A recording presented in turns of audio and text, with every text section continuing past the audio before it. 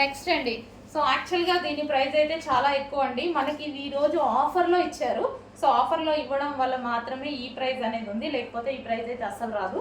So glossy georgette ఈ విధంగా side cut అయితే సైడ్కి వచ్చేసింది అనమాట, ఈ విధంగా డిజైన్ అనేది.